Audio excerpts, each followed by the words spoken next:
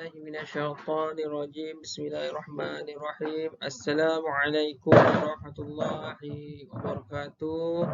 Apa khabar semua murid-murid? Ustaz harapkan semua murid-murid Ustaz dalam keadaan sihat dan bersedia untuk belajar pada hari ini. Okey. Jadi Ustaz nak buang masa, suka untuk Ustaz ingatkan seperti biasa, iaitu yang pertama sekali hendaklah sentiasa menutup aurat, dan yang kedua bersedia untuk belajar. Sebelum kita memulakan pelajaran kita pada hari ini, sama-sama kita menadahkan tangan untuk membacakan doa belajar kita pada hari ini. A'udzubillahi minasyaitonirrajim. Bismillahirrahmanirrahim. Allahumma aftah alaina hikmataka wanshur alaina min khazaini rahmatika ya arhamar rahimin. Rabbi shrah li sadri wa yassir li amri wahlul 'uqdatam min lisani yafqahu qawli. Rabbi zidna ilma warzuqna fahma ya rabbal alamin. Amin. Al-Fatihah. A'udzu billahi minasy syaithanir rajim. Bismillahirrahmanirrahim. Alhamdulillahi rabbil alamin. Arrahmanir rahim. Maliki yaumiddin. Iyyaka na'budu wa iyyaka nasta'in. Ihdinas siratal mustaqim. Siratal ladzina an'amta 'alaihim ghairil maghdubi 'alaihim waladdallin. Amin. Baiklah murid-murid sekalian, cuba perhatikan gambar yang Ustaz sedang tunjukkan ini. Ada gambar tangan dan di tangannya ada sesuatu. Gambar apakah ini? Ini gambar yang pertama. Kemudian cuba lihat gambar yang kedua. Yang ini gambar apa ni? Menunjukkan ada seorang perempuan yang sedang memakai telekung dalam keadaan selepas solat. Kemudian lepas solat ada angkat kedua tangan. Kemudian apakah perbuatan ini? Cuba murid-murid teka apa yang kita nak belajar pada hari ini. Ya, Ustaz dengar tu. Hamzah, Aki, Ihan, siapa lagi tu? Hana, Aisyah, Kalisha, semua sebut, Ustaz, hari ini kita belajar pasal doa. Ya, hari ini kita belajar pasal perkenankan doaku. Qala rabbukum ud'uni astajib lakum. Dalam Al-Quran pun ada sebut berdoalah kepadaku, aku akan makbulkan, aku akan mustajabkan doa kamu. Dalam hadis pun ada kata, ad-du'a silahul mu'minin. Doa adalah senjata bagi orang mukmin. Kita orang beriman, orang Islam ni, maaflah bila ada gangguan ya. Okey. Kita baiklah, kita teruskan. Okey. Boleh lihat dalam buku teks muka surat 127. Boleh juga fokus dekat dalam slide yang sedang Ustaz tayangkan sekarang ini. Muka surat 127. Perkenankan doaku. Okey, kita tengok satu persatu. Ya Allah, rahmatilah kami, ibu bapa dan guru-guru kami. Kurniakan kami ilmu yang bermanfaat, amalan yang diterima dan kejayaan di dunia dan di akhirat. Ini ketika mana ni? Ketika perhimpunan pagi di persekolahan kan. Setiap minggu, satu hari tersebut ada kita berhimpun beramai-ramai. Ada majlis kan pagi-pagi. Kita akan baca doa. Kan ada seorang murid pengawas akan baca doa. Kemudian ada baca negara, ada nyanyi lagu negaraku, lagu sekolah, lagu bangsa Johor. Kemudian ada guru besar berucap, wakil guru bertugas berucap. Dan murid pun ada buat persembahan jika ada persembahan kan. Dah lama dah kita tak buat kan. Sebab pandemik ni kan. Tapi insya-Allah lepas ni kita akan kembali kepada asal dengan norma yang baru. InsyaAllah macam mana? Itu kita tak tahulah. Kita tengok nanti. Tapi mesti akan ada berlaku seperti sedia kala. Okey, seterusnya. Mengapakah kita perlu berdoa? Ini nanti waktu PDPC. Kita dah nak naik sekolah dah ni. Waktu PDPC nanti saya nak tanya. Mengapa kita kena berdoa? Why? Kenapa? Kenapa kita kena berdoa? Nanti Ustaz nak tanya. Sedia ya, Ustaz nak tanya nanti waktu PDPC minggu depan, nanti Ustaz nak tanya. Kenapa kita perlu berdoa? Okey, yang seterusnya. Dalil. Bila sebut dalil ni dia ada dua. Sama ada ia daripada Al-Quran ataupun daripada hadis Nabi Muhammad sallallahu alaihi wasallam. Mari kita tengok satu persatu. Apakah maksud doa? Murid-murid sekalian. Apakah maksud doa? Doa ialah perbuatan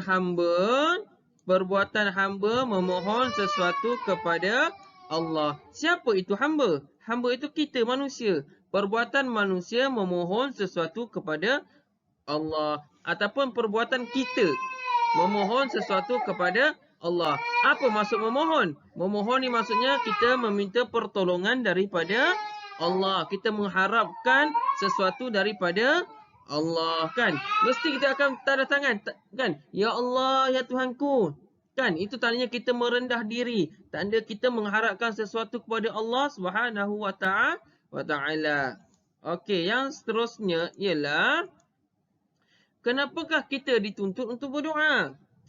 Ini tadi ada berkaitan dengan muka surat yang pertama tadi. Kenapa kita dituntut berdoa? Kenapa kita perlu berdoa? Kenapa kita perlu berdoa? Ustaz nak tanya tu. Nanti nak kena jawab. Okey. Yang seterusnya ialah yang keempat. Allah Subhanahu wa ta'ala memerintahkan kita supaya berdoa sebagaimana firman-Nya Allah Subhanahu wa ta'ala dalam Al-Quran. A'udzu billahi minasyaitonir rajim. Wa qala rabbukum ud'uni astajib lakum. Maksudnya Tuhanmu telah berkata, berdoalah kepadaku, nescaya aku perkenankan. Allah kata berdoalah kepadaku, mintalah sesuatu kepadaku, nescaya akan aku perkenankan. Kita pula cepat putus asa. Kita kalau boleh kejap ni doa, kejap ni kita nak perkenankan. Sedangkan Allah itu maha berkuasa, Allah itu maha mengetahui. Ada masa Allah perkenankan doa itu segera. Ada masa Allah menangguhkan hajat kita itu atas sebab-sebab tertentu. Kita tak tahu apa yang terbaik untuk kita dalam masa terdekat ini. Hanya Allah yang lebih mengetahui. Ada masa kita doakan sesuatu itu, tapi bukan keperluan ketika itu. Jadi Allah tangguhkan hajat kita akan datang. Pun begitu, kita masih lagi kena berdoa sampailah hajat kita itu Allah makbulkan. Berapa kali Ustaz? Adakah 100 kali? Tidak ada had. Berdoalah kita sentiasa. Macam solat selepas imam. Imam setiap hari akan doakan benda yang sama. Apa contoh doa imam? Allahumma afina fi badanina, Allahumma afina fi sam'ina, Allahumma afina fi basarina. Ya Allah, ya Tuhanku, sihatkanlah tubuh badanku. Ya Allah, sihatkanlah pendengaranku. Ya Allah, sihatkanlah pendengaranku. Apa lagi? Alhamdulillah Rabbil Alamin. Kena baca satu-satu lah. Allahumma ighfir lahu warhamhu wa'afihi wa'fu anhu. Itu doa untuk orang meninggal kan. Tapi doa. Ya Allah, Tuhanku, ampunkanlah dosanya, rahmatinya. Allahumma ighfir lahu warhamhu wa'afihi wa'fu anhu. Dan ampunkanlah dosa-dosanya. Kan? Kita kena doa. Sentiasa berdoa. Berterusan berdoa. Seterusnya ialah tata cara berdoa, ataupun kita kata kaifiah berdoa, ataupun kita nak sebut cara-cara nak berdoa. Ada cara-cara dia. Nak makan pun ada adab dia. Nak minum pun ada adab dia. Nak tidur, nak mandi, nak naik kenderaan, nak belajar, semua ada adabnya. Sebelum tu Ustaz tak maaf ya kalau ada bunyi bising-bising tu, malam ni anak Ustaz tak apa bagi kerjasama sikit. Okey, yang pertama, apa tata cara berdoa ni? Yang pertama, langkah yang pertama, niat yang ikhlas kerana Allah. Yang kedua, berwuduk. Tahu wuduk? Mestilah tahu kan? Yang ketiga, menghadap kiblat. Ustaz, kiblat tu macam mana Ustaz? Kiblat tu macam mana? Kiblat tu ialah arah kita nak solat tu. Boleh tak kalau saya tak arah kiblat? Boleh, tapi lebih bagus menghadap arah kiblat. Faham? Yang seterusnya, menadah tangan. Bukannya berdoa macam ni. Ya Allah, ya Tuhanku. Ataupun tubuh. Ya Allah, Tuhanku. kita kena tanda tangan. Lepas tu, mata kita tengok dekat tangan. Kenapa tak mendongak? Kalau mendongak, maksudnya nampak seolah-olah kita macam sombong. Kau. Bila kita tunduk macam ni, tanda kita merendah diri. Ya Allah, ya Tuhanku. Dengan nada yang bersimpati. Bukannya, Ya Allah, ya Tuhanku. Bukanlah kita menjerit dan sebagainya. Okey, apa dia? Menumpukan perhatian pada doa. Bukannya sambil doa sambil sebelah ada pula lagu apa sekarang ni. Jerung merah ni. Kan sekarang famous dengan lagu jerung merah kan. Kita pula dalam hati terikut-ikut rentak tu. Jadi macam mana Allah nak perkenankan doa kita? Okey, yang seterusnya memulakan dengan memuji Allah. Ini adab dia, kita kena muji. Allah, bismillahirrahmanirrahim. Alhamdulillahirabbil alamin. Tu puji Allah tu, segala puji bagi Allah sekalian alam. Wassalatu wassalamu ala asyrafil anbiya'i wal mursalin wa ala alihi wa sahbihi ajma'in. Itulah dia intro nak doa. Kita kena puji Allah. Macam kamu nak bodek mak ayah kamu, mesti kena puji.